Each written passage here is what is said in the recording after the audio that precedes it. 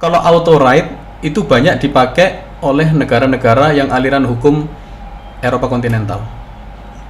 Iya, kontinental. Kalau copyright itu negara-negara yang beraliran bermadhab hukum Anglo-Saxon. Pemain royalti bukan pada musisi atau penyanyinya loh, tapi pada si pemilik kafe, dan itu tidak harus dibebankan ke, ya ini yang salah kaprah kemarin, dibebankan tiba-tiba ada tagihan yang di bawahnya ada royalti, nggak boleh itu. Jadi harusnya dibebankan kepada pengelola. Iya, bukan penyanyinya. Royalti itu karena sudah jadi produk hukum ya, otomatis sesuatu yang harus dilaksanakan. Tetapi harus dipahami sifat dari hukum yang terkait undang-undang hak cipta ini, yang terkait ekonomi kreatif, itu asasnya kan ultimum remedium. Jadi dilaksanakan dengan asas ultimum remedium. Bagaimana kalau terjadi mentok, ada perbedaan, itu diselesaikan. Kalau merasa keberatan disampaikan aja. Welcome to Diksi, diskusi bawa inspirasi.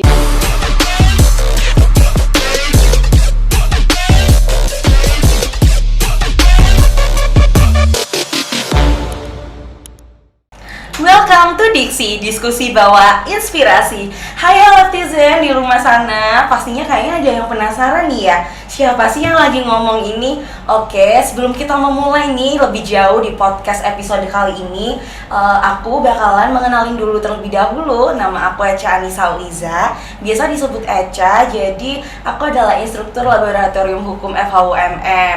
Nah, pasti teman-teman masih asing ya, karena ini memang episode perdana. Jadi nantinya bakal menemani netizen semua di rumah sana di beberapa episode Diksi ke depannya. Seperti itu ya teman-teman.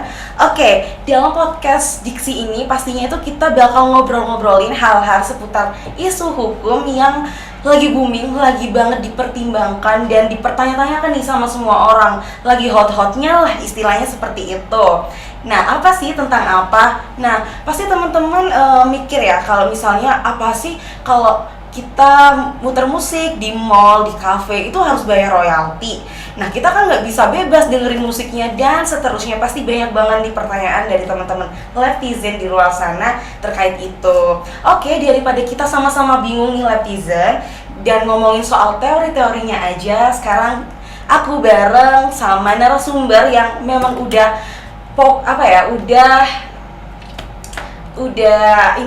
ahli banget nih di bidangnya. Jadi kita langsung sambut aja Bapak Rahmat Ide Setio. Oke, baik, selamat pagi Bapak. Selamat pagi Mbak Echa. Iya, udah kenalan ya Pak ya sebelumnya. Oke Bapak, bisa dong Bapak menyapa dulu netizen, bisa dikenalkan Bapak seperti itu. Halo untuk netizen semua ya. Saya bangga sekali ya diundang pertama kali juga ini. Jadi ceritanya sama-sama pertama ini. Iya, sama-sama perdana ya, ya, Bapak. Sama-sama perdana, meskipun ya nggak asing-asing amat lah dengan keluarga besar dari Fakultas Hukum UMM. Ya. Saya terima kasih, dan undang saya ini sangat pas momennya, karena paling nggak ada dua alasan ya. Yang pertama yaitu saya barusan menghadiri konferensi musik Indonesia KMI, yang dimana tidak seperti biasanya di situ dari pihak kementerian yang difasilitasi Kementerian Kebudayaan itu berkolaborasi dengan Kementerian Hukum dan Kementerian Ekonomi Kreatif, itu banyak banyak mengadakan perubahan rencananya, yaitu mengenai regulasi yang nanti akan memperbaiki yang sudah ada ini. Itu yang pertama. Terus yang kedua yaitu ini rencana habis podcast ini insya Allah saya mau berangkat ke Jakarta lagi ya, ada kaitannya dengan ya urusan musik juga itu seperti itu. Dan semoga nanti bisa nyampaikan sedikit banyak mengenai apa yang saya ketahui, itu paling kan cuma nambah hasanah wawasan dari netizen, teman-teman semua, khususnya dari mahasiswa yang ternyata banyak yang ini ya, banyak tertarik, penasaran dengan dunia terkait license atau lisensi musik dan termasuk royalti itu ya. Ya bener banget Pak, termasuk juga saya Pak. Saya jadi bingung sama kayak pengen tahu karena kan memang musik ini kan di setiap ini ya Pak ya, di setiap lini umur itu pasti orang-orang tuh mendengarkan musik. Jadi kalau misalnya ada huru-hara terkait musik itu pasti konsennya itu lebih Pak gitu. Oke, sebelum kita melangkah lebih jauh ke permasalahan inti kita Bapak, saya mungkin untuk warming up ya, pertanyaan pemanasan nih. Siap. Pasti teman-teman di luar sana, netizen juga pasti kurang ngerti Pak. Pertama terkait hak cipta terlebih dahulu. Iya. Nah, iya. ya hak cipta itu kedudukannya seperti apa sih Bapak? Iya. Hak cipta itu saya nggak akan mengulang secara ini ya, mengulang secara yang textbook apa yang ada di undang-undang ya. Undang-undang sudah jelas di definisinya di Undang-Undang Nomor 28 Tahun 2014 tentang hak cipta. Tapi pada intinya begini, hak cipta itu hak yang melekat secara otomatis. Jadi secara otomatis yang melekat dan itu mempunyai di dalamnya itu tergantung dua unsur, yaitu hak moral dan hak ekonomi. Nah, tentang hak cipta ini ada dua definisi yang berbeda, yaitu mengenai, kan pernah dengar auto right sama copyright. Yeah. Nah, kalau auto right itu banyak dipakai oleh negara-negara yang aliran hukum Eropa kontinental. Kontinental.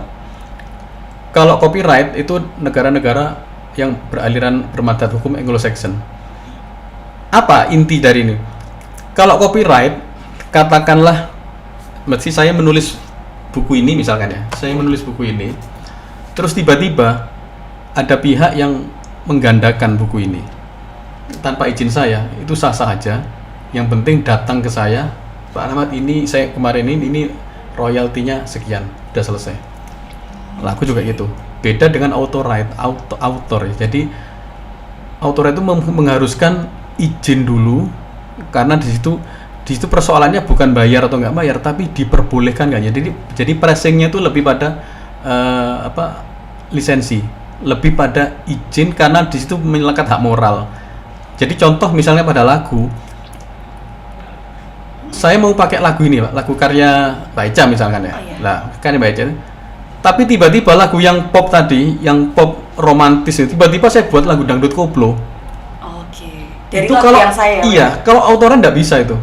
Harus saya larang lagu itu. Mbak Eca langsung ngomong saya larang, karena lagu itu waktu menciptakan, misalnya saya itu penuh dalam suasana haru dan sebagainya, kok tiba-tiba jadi lagu koplo, nggak bisa. Jadi poinnya ketika mau minta lisensi musiknya itu, izin musiknya itu ditanyakan, ini mau untuk lagu apa? Karena ini lagu yang saya ciptakan lagu religi, jangan sampai nanti penuh goyangan, lagu dengan musik yang berentak-entak ya nggak masuk. Ketika disepakati baru nanti bicara sesi 2 royaltinya berapa. Nah, seperti itu. Jadi intinya melekat terus dan otomatis. Ini yang membedakan dengan hak merek. Kalau hak merek kan asasnya kan ini harus tidak otomatis. Jadi harus didaftarkan dulu. Nah, didaftarkan dulu baru dia punya pemegang hak merek. Tapi kalau hak cipta enggak, meski enggak didaftarkan, makanya pencatatan hak cipta itu bukan merupakan suatu keharusan. Tetapi asalkan suatu dalam hal pembajakan ya, terus tiba-tiba si A mendaftarkan lagu ini, tapi tiba-tiba terbantahkan sama si B bahwa lagu itu karya saya, karena saya bisa menghadirkan waktu itu menyanyikan di acaranya Fakultas Hukum UMM waktu yang menyaksikan banyak itu, Pak ini Pak itu Pak, itu patah itu. Asal dia berani bicara di bawah sumpah ya sudah selesai, yang ini bisa dicabut ini, seperti itu.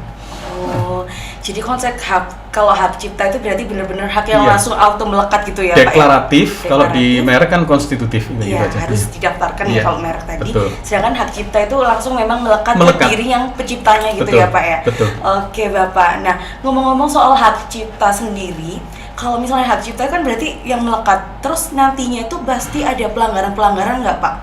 Kayak pelanggaran terkait hak cipta itu misalnya apa sih Pak gitu? Hak cipta. Ini fokus bahasan kali ini saya kerucutkan ya. Iya, jadi gini, hak cipta itu luas. Hak cipta itu luas karena di dalam hak cipta itu ada hak pencipta, ada hak terkait, yang ketiga ada hak potret. Nah, sekarang pembahasan kita katakanlah yang hak pencipta ya. Iya, Hak pencipta itu di situ ada dua, yaitu mengenai ada yang namanya hak moral, ada yang namanya hak ekonomi. Tapi kalau terkait dengan yang judul dari bahasan kita kali ini kan masalah royalti ya. Iya. Berarti royalti berarti kaitannya dengan hak ekonomi. Nah, hak ekonomi itu pencipta itu punya hak untuk memberikan izin penerbitan, penggandaan, komunikasi, adaptasi, sinkronisasi itu ada di dia semua. Nah, dan itu terkait pembayaran itu yaitu dengan royalti. Nah, bicara royalti biar nggak fokus lagi ya, Iya. royalti ada banyak macam. Oke. Kalau nanti yang bicara masalah kegaduhan itu, Iya. itu nanti di sisi yang mana? Royalti ada 4. Ada royalti mechanical right. Jadi hak mekanik. Apa sih intinya hak mekanik? Ini bentuk produk, Pak. Jadi misalkan Mbak Eca seorang konten kreator, saya pencipta lagu. Pak, saya mau pakai lagunya Pak Ahmad ini. Nah, itu saya mau bikin konten YouTube. Itu mechanical. Dari barang yang nggak ada akan menjadi ada, jadi produk. Menjadi sebuah master, itu mechanical. Nah, yang untuk royalti ini urusannya langsung dengan pencipta. Harus hubungi saya, nelpon langsung, Pak, itu gimana, Pak? Ya kalau kenal, kalau nggak kenal gimana lah. Nah, makanya terus seiring perkembangan dunia hak cipta di Indonesia dan ekonomi kreatif, makanya muncul tiba-tiba institusi perusahaan-perusahaan baru, yaitu ada yang terkenal namanya penerbit musik, publisher. Apa sih publisher itu? Iya. Jadi intinya pencipta lagu yang di daerah-daerah itu nggak usah bingung memarketingkan, menawarkan ke label-label, nggak usah. Ibarat saya publisher, lagunya Mbak siapa ini titipkan ke saya, ada perjanjian, nanti bagi hasilnya sekian. Saya memberikan sumpah, termasuk perlindungan diri saya. Biasanya punya kuasa hukum kan. Kalau tiba-tiba penggunaan tanpa izin, nah ini yang bergerak, publisher bergerak yang bisa memperkarakan membuat itu. Nah, termasuk nego-negonya, lagunya berapa? Kalau booming agak mahal lah seperti itu. Itu publisher. Nah, di publisher ini memegang dua. Jadi dia menjaga hak moral sama hak ekonomi. Itu yang mechanical ya. Iya. Yang kedua performing right, yaitu hak pengumuman. Hak pengumuman ini yaitu setiap penggunaan lagu yang punya nilai komersial. Nah, nanti kita cari komersial apa? Iya. Yang punya komersial itu wajib memberikan penghargaan, sekali penghargaan ya, ke pencipta yang namanya performing right. Apa contohnya usernya itu? Rumah karaoke, kafe, restoran, hotel, tempat-tempat yang sifatnya umum. Nah itu. Dan sekarang diperluas lagi, termasuk yang di situ lagu-lagu yang diputar oleh radio, termasuk tayangan yang televisi menayangkan itu punya kewajiban membayar performing right.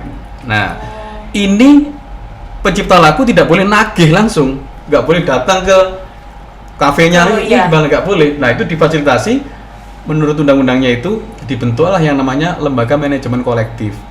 Kenapa kok ya? Biar mereka nggak rame-rame langsung head to head lah, ya nggak bisa. Jadi itu makanya pencipta menitipkan kuasanya ke LMK, dan LMK nanti itu. Nah karena LMK itu banyak, sekarang LMK sudah 12 kalau nggak salah, 12 ya. Ada 4 LMK pencipta dan sisanya hak terkait tadi itu. Berarti ada berapa? 4, ada 8 ya. Nah, dari 8 hak terkait itu, 2-nya produser fonogram, sisanya pelaku pertunjukan. Kalau bahasa performer ya. Pelaku pertunjukan apa sih? Penyanyi termasuk ya Mbak Eca nih jadi apa? Presenter. Nah, itu kalau tayangan-tayangan itu ada royaltinya sebetulnya. Nah, itu luas sekali. Nah, ya? luas sekali. Nah, ini tergabung di dalam LMK, dikoordinasi sama LMKN. Dan LMKN itu adalah lembaga non APBN, berarti bukan dibayar APBN ya, yang mendapat kewenangan atribusi dari undang-undang. Nah, kalau menurut hukum ada 3, kewenangan atribusi, delegasi, mandat, ada itu. Itu atribusi, kewenangan yang datang dari yang diberikan oleh undang-undang dasar atau undang-undang. Kalau dari atasan kan delegasi ya, gitu ya. Itu atribusi. Nah, ini yang akan diberikan kewenangan itu dengan syarat-syarat yang ketat. Apa contohnya? LMK pendiriannya minimal harus 200 pencipta. Kalau hak terkait produser tuh 50 dan sebagainya lah ya. Seperti itu. Itu yang tadi Terkait royalty performing right. Iya, Yang ketiga, royalty synchronize. Sinkronisasi. Sinkronisasi itu apa sih? Pernah nggak Mbak baca lagu ada di TikTok gini nyanyi gitu, tapi lagunya lagu asli loh ya? Iya. Nah, kayak siapa lagunya Raisa, lagunya siapa Roma Irama, saya menyanyi, itu kan harus berbayar sebetulnya. Oh, nah, menggunakan audio. yang berbayar itu, yang punya kewajiban bayar itu bukan si yang nyanyi itu enggak, tapi TikToknya, platform media sosialnya itu. Nah, itu platform media sosialnya itu namanya sinkronisasi. Sinkronisasi itu apa sih? Menyelaraskan. Jadi ini lagu digabung sama gambar, itu menyelaraskan. Nah, terus yang keempat sinkronisasi ya. Terus yang keempat yaitu royalti pertunjukan. Pertunjukan itu misalkan ada sebuah institusi atau lembaga mungkin event musik lah yang mau dinyanyikan ini sekian, itu pembayaran sendiri direncanakan ya, apalagi itu berbayar. Bagaimana kalau nggak berbayar? Tetap ada, cuma bedanya porsinya, jumlah itu dihitung dari berapa sih budgetmu mau ngadakan ini, budgetnya berapa, itu diambil sekian persen itu. Beda dengan itu yang berbayar. Kalau berbayar sekian dari pendapatan tiket. Dan yang terakhir yaitu cetak musik. Jadi lagu yang kan ada kan di majalah ada liriknya lagu yang ada, itu seperti itu. Nah, yang kegaduhan kemarin bukan yang kemarin, yang itu yang performing right tadi itu. Nah, mengenai LMK, nah itu. Oke, jadi memang sangat luas ya Pak ya ternyata ya. Luas banget. Ada mechanical right, performing right, sinkronasi sama cetak musik. Sinkronisasi. Sinkronisasi. Baik Bapak. Jadi emang yang berarti yang sedang dihebohkan itu terkait yang performing right. Oke. Iya sih Pak ya, karena memang desas-desusnya kayak sekarang ada kafe yang memang nggak berani Pak untuk memutar lagu yang lagi kekinian atau yang lagi hits, jadinya mereka tuh muter-muter yang emang ya akhirnya lagu-lagu yang udah lama yang udah nggak itulah Pak ya, instrumental seperti itu jadinya. Oke, mungkin di sini di netizen semuanya udah mulai kebuka nih terkait hak cipta itu apa, kedudukannya seperti apa, serta tadi macam-macam terkait hak cipta di musik itu sendiri gitu. Oke, sekarang kita masuk ke intinya sih Pak ya. Kita lebih pengen tahu terkait royalti musik dari ruang publik. Nah, royalti musik dari ruang publik. Nah, ruang publik itu apa aja Pak? Gitu. Oke. Ruang publik ada yaitu ruang yang bersifat umum ya. Ruang publik itu jelas eksplisit sekarang, apalagi muncul sekarang yang peraturan menteri ini kebetulan ya. Yang baru saya bawa langsung. Iya, langsung dicetak. Karena saya tipenya nggak bisa fokus kalau digital tuh gitu. Yaitu sama-sama Pak kita Pak. Ruang publik sudah diperluas. Jadi sekarang yang contohnya rumah karaoke. Terus tempat-tempat pertemuan, seminar, itu ada semua, dikenakan semua, termasuk perluasannya yaitu di ruang digital. Nah, itu masuk ruang publik semua. Makanya kenapa kalau baca buka di mana itu konten YouTube ya? Iya. Nah, konten YouTube mesti ada nanti itu di keterangannya, misalnya dari LMK mana, terus yang itu artinya sudah diambil. Dan kalau yang digital malah gampang. Kalau yang digital itu contohnya YouTube ya. YouTube itu setiap tayangan apapun itu sudah diambil. Sekian persen setuju nggak setuju sudah ketentuan internal mereka diambil, itu diserahkan langsung pencipta. Loh, penciptanya mana? Diberikan pada publisher yang sudah ada kerjasama dengan YouTube. Dan semua sudah ada kerjasama. Kan ada 2 organisasi publisher di Indonesia, yaitu PAMPI, yang kedua Apmindo. Nah, ini punya anggota perusahaan publisher semua. Nah, terus ini juga, itu dikasihkan semua. Pertanyaannya bagaimana kalau pencipta lagu itu nggak ikut publisher? Nah, itu persoalannya itu. Mbak Salam kali itu. Makanya disarankan ikut publisher karena sekarang sudah era digital. era digital itu banyak yang nggak paham teknis. Contohnya gini ya, lagu-lagu yang kita ambil contoh itu, lagu-lagu yang ada di contoh akun YouTube misalnya ya, yang di akun YouTube itu katakanlah di upload itu sudah diambil sama pihak YouTube-nya sekian persen untuk diberikan pada pencipta, dalam arti diberikan lewat publisher. Nah, pertanyaannya, publisher yang mana itu yang ikut? Otomatis publisher yang punya mesin lah kalau balance spasinya, namanya CMS, Content Management System. Nah, Content Management System ini ya, apa ada yang publisher nggak punya? Banyak. Cuma publisher yang sebagai penghubung tapi dia tidak punya CMS. Nah, yang CMS ini dia mengkolek itu. Untuk saya itu fungsi CMS ini untuk menghindari agar re-upload atas di download terus re-upload lagi. Iya. Kalau sudah punya CMS nggak bisa, Pak, karena hasilnya tetap akan diambil semua sama yang punya CMS. Nah, itu kenapa kok bisa begitu? Karena konten yang asli itu punya nomor seri lah, namanya SRC, source recording code. Nah, itu yang tidak paham banyak itu ya. Iya. Itu agak teknis ya, seperti itu. Nah, kembali lagi ke yang ruang publik tadi itu. Iya. Banyak, ini ambil contoh ya. Misalkan saya sebut ini, kita selalu aja contoh yang, nah ini tempat penginapan, hotel berbintang, hotel apartemen dan sebagainya, tempat usaha makan minum, restoran, kafe, pertokoan, diskotik, klub malam, sarana olahraga, termasuk fitness dan sebagainya, sarana kebugaran, transportasi, banyak nih. Berarti ruang publiknya banyak sekali. Banyak. Ya? Nah, bagaimana penarikannya? Iya. Saya yang tahu, kebetulan saya sempat ini ya, pernah jadi lawyer-nya di perusahaan entertainment ya. Jadi kalau karaoke kan per ruangan per tahun, per room per tahun. Kalau kafe kan dihitung per meter persegi. Jadi berapa luasnya? Nah, berapa luasnya? Nah, cuma ada yang pertanyaan yang susah dijawab. Terus hitungannya bagaimana itu? Itu pembagiannya. Nah, itu yang biar urusan internal dari LMK.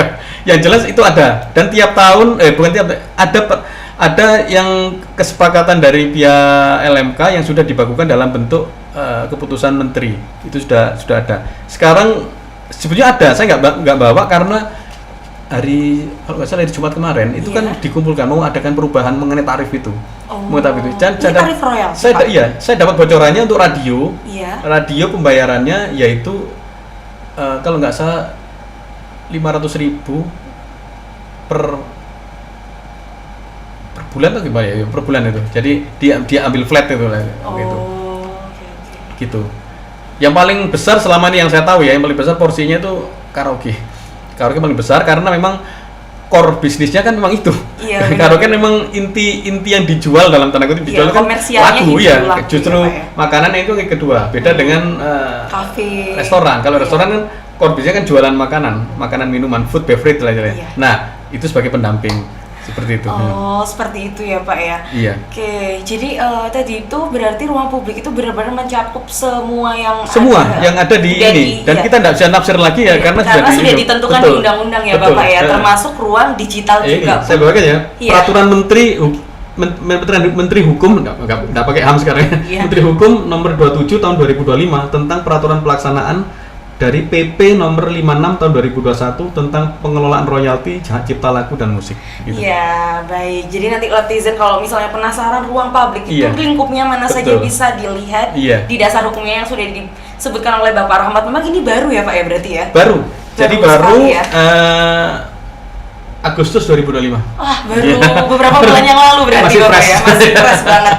Oke, jadi nggak usah perlu bingung lagi ruang publik mana aja nih yang bisa jadi ruang publik ya, Pak ya. Jadi bisa dilihat di sana nih netizen. Oke, itu terkait definisi royalti musik dan ruang publik. Lalu kalau misalnya kita ngomongin royalti musik kan tadi udah sempat disinggung Pak ya di awal, kalau misalnya udah ada huru hara itu tadi terkait mekanisme Pak, gimana sih waktu mekanisme dalam gimana sih cara membayar royalti dan seperti itu Pak, gimana Pak Iya. kalau di Indonesia saat ini? Sekarang pembayaran royalti kalau dulu jadi agak repot sih kalau dulu. Saya pernah langsung merasakan loh betapa repotnya itu. Sekarang sudah enggak. Jadi saya mengapresiasi Kementerian Hukum yang sekarang dengan LMKN. Sekarang sudah ada website, jadi semua bisa mengajukan langsung. Jadi dua-duanya. Jadi pencipta sudah bisa masukkan data lagunya ke database lagu nasional itu, bisa. Terus juga gitu. Misalkan Mbak Eja punya kafe, langsung bisa ngajukan langsung lewat secara online. Nanti keluar tagihannya, pembayaran juga mengenai besarnya royalti yang harus dibayar juga ditentukan dan sudah ada tarifnya itu. Nah, tarifnya nanti kan kemarin masih ditemukan ya dari stakeholdernya semua itu. Nah, nanti dalam waktu dekat mungkin sudah keluar. Dan itu Untuk akan di-share tarifnya, ya, semua akan transparan. Jadi kalau karaoke per ruangan per tahunnya berapa? Kalau kafe berapa? Per tahun kan itu per tahun. Nanti kalau sudah dibayar muncul namanya sertifikat kan. Dan itu dipajang nanti di itu. Artinya Menandakan sudah selesai urusan lisensi dan royalti musiknya seperti itu. Nah, ini yang paling penting, pembayaran royalti bukan pada musisi atau penyanyinya loh, tapi pada si pemilik kafe, dan itu tidak harus dibebankan ini yang salah kaprah kemarin, dibebankan tiba-tiba ada tagihan yang di bawahnya ada royalti, nggak boleh itu. Jadi harusnya dibebankan kepada pengelola.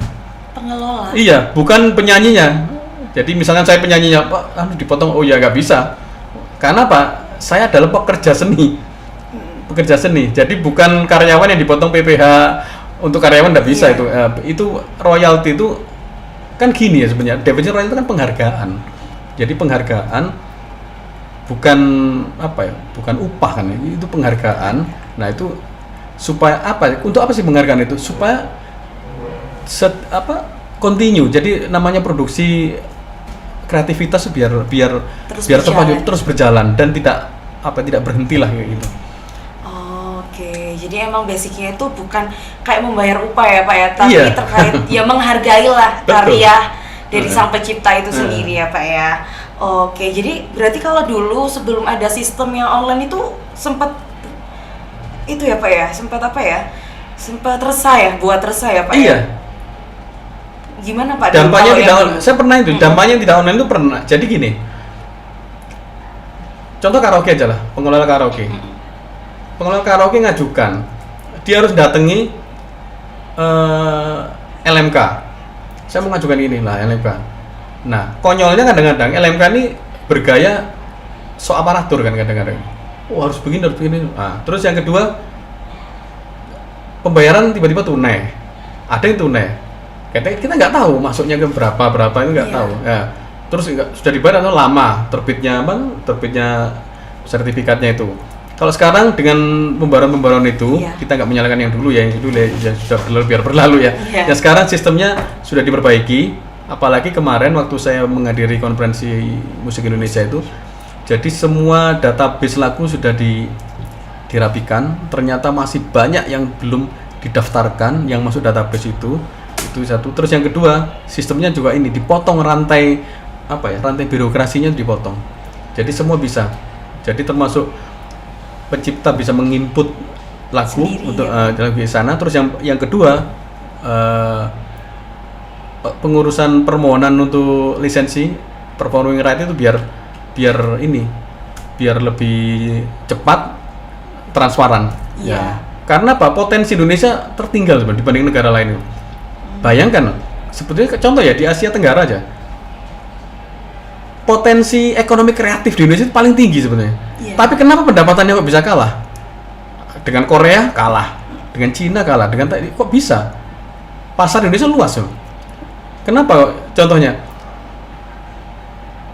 dibanding negara-negara tetangga ya, kayak Malaysia, Thailand, ya jauh. Kita sudah punya modal besar, yaitu adanya pengguna user yang dari Sabang sampai Merauke itu luas banget, tetapi potensi pendapatan dari ekonomi kreatif itu belum belum sesuai yang diharapkan, itu aja. Ini kan potensi besar sebenarnya. Iya. Nah, Oke Bapak, baik. Jadi terkait sistem royalti sekarang alhamdulillah ya Pak ya Iya. sudah tertransparansi. Iya. Mungkin karena dulu itu yang dibingungkan masyarakat karena tidak ada transparansi tuh Pak. Kayak Iya. dapatnya berapa, nanti yang diserahkan berapa karena sekarang sistemnya sudah terbarui Iya. dan semuanya serba transparan. Mungkin kedepannya jauh lebih baik lagi ya Pak ya terkait mekanisme sistem royalti di Indonesia ini. Lalu ini Pak, ada tadi sempat disinggung juga di depan terkait gini, ternyata tidak bisa membayarkan langsung ya Pak ya. Ada LMK atau LMKN itu tadi Pak. Nah, mungkin bisa diterangkan ke netizen semuanya Pak terkait apa sih fungsi dari LMK sama LMKN itu sendiri Pak? Gini, ada dua ya yang hampir orang rancu kebanyakan ini. Iya. Netizen nggak kurang memahami. Ada LMK, ada LMKN. LMK adalah lembaga manajemen kolektif, itu ada dua. Lembaga manajemen kolektif LMK pencipta sama LMK hak terkait. Kalau pencipta intinya pencipta lagu. Kalau pencipta lagunya meninggal, dilanjutkan dengan anaknya, namanya pemegang hak cipta. Jadi ada dua ya, pencipta, pemegang hak cipta. Kedua itu kadang-kadang difasilitasi, diakomodir dengan kuasa pemegang hak cipta, yaitu publisher. Nah, pencipta ini tergabung dalam LMK, yaitu karena LMK itu didirikan minimal beranggotakan itu 200 pencipta. Ya, yang punya lagu 200 pencipta, dan itu ketat banget pendapatannya di audit pembagiannya itu. Dan sekarang ada aturan baru, kalau dulu kan 20% atau 15% untuk operasional, sekarang cuma 8%. Dikurangi. Artinya apa? Fokus pendapatan dari royalti ini untuk dibagikan, didistribusikan kepada yang berhak, bukan untuk habis di operasional. Operasional itu. Nah, itu kalau hak terkait itu ada 3, yaitu pelaku pertunjukan, produser fonogram, itu produser itu yang punya lagu ya. Yang ketiga lembaga penyiaran. Nah, lembaga penyiaran ini punya apa? Punya royalti semua ini. Nah, itu dibagi ke sana. Nah, LMK yang banyak dulu kan sempat ada kegaduhan. Iya. Karena contoh ya, jangan jauh-jauh, di Malang aja dulu. Yang nagihnya waktu itu KCI. Tiba-tiba Wami nagih, Ardi nagih, wah, yang harusnya keluar katakanlah 1 juta, tiba-tiba jadi 3 juta, ya marahlah orang kayak gitu. Nah, Iya. karena sosialisasi belum ada. Nah, akhirnya LMK tadi itu biar nggak nagih sendiri-sendiri, dirangkum, dikoordinasi dalam satu pintu, yaitu namanya LMKN. Sebetulnya LMKN ini fungsinya yaitu untuk regulator aja sebetulnya. Untuk mengatur regulasi yang mengatur ketentuan-ketentuan yang harus dilaksanakan oleh LMK, mengawasi, termasuk kalau ada LMK baru memberikan rekomendasi, oh ini layak atau nggak layak, itu seperti itu LMKN. Tapi sekarang LMKN itu juga fungsi untuk mengkolek ya, jadi untuk penagihan plus distribusi. Jadi menerima dari user, habis itu didistribusikan ke LMK. Iya. Nah, setelah LMK baru diberikan ke anggotanya. Nah, itu. Jadi LMKN pembayarannya lewat LMKN, nanti disebutkan ke LMK. Distribusikannya ke LMK nggak bisa langsung direct ke user. Nah, itu. Jadi teman-teman yang di kafe tinggal nanya aja. Kalau tiba-tiba datangin dari LMK siapa? LMK mana? Iya. Oh, berarti yang Bapak sebutkan tadi yang KCI semuanya. Ya udah bisa lagi. Sekarang udah dikoordinasi sama LMKN. Iya, Oke. betul, satu pintu. Satu Dan LMKN pintu. sudah kasih kemudahan itu loh. Lewat Iya. nanti yang satu pintu tadi itu. Iya. Jadi yang berhak kita bayarnya ke LMKN, yang nanti distribusikan juga LMKN ya Pak ya. Betul. Jadi misal saya pelaku usaha kafe, saya udah tahu ini kalau misalnya bukan kewenangan LMK ternyata sekarang gitu ya Pak Iya, ya. betul. Oke, jadi ya gitu ya netizen. Mungkin netizen yang lihat ini juga ada yang pelaku usaha mungkin ya Pak ya. Betul. Jadi seperti itu ya, udah tidak bisa lagi ya LMKN yang LMK ya Pak Iya, ya, LMK. yang langsung ke Direct user-user. langsung ke iya, betul. Tapi lewat LMKN terlebih dahulu. Iya. Oke Bapak. Yang penting gini, ada komunikasi, makanya kita berharap LMKN nanti dengan paradigma baru ini bisa lebih menggandeng Pemprov Pemkot, Pemkap yang sosialisasi itu agar apa? Jadi pemahaman dulu, jangan suruh bayar dulu, pemahaman dulu. Kan sebenarnya pengusaha itu simple kok. Saya pernah di pihak pengelola sebuah kafe entertainment, simple. Kalau emang wajib dibayar ya dibayar, kalau pajak dibayar dipajak. Jadi bukan kalau bisa nggak bayar untuk profit oriented, nggak begitu. Pengusaha nggak begitu. Yang penting dia bayar aman, jangan sampai saya bayar, tiba-tiba ada tagihan lagi. Oh ini belum termasuk ini. Jadi harus clear.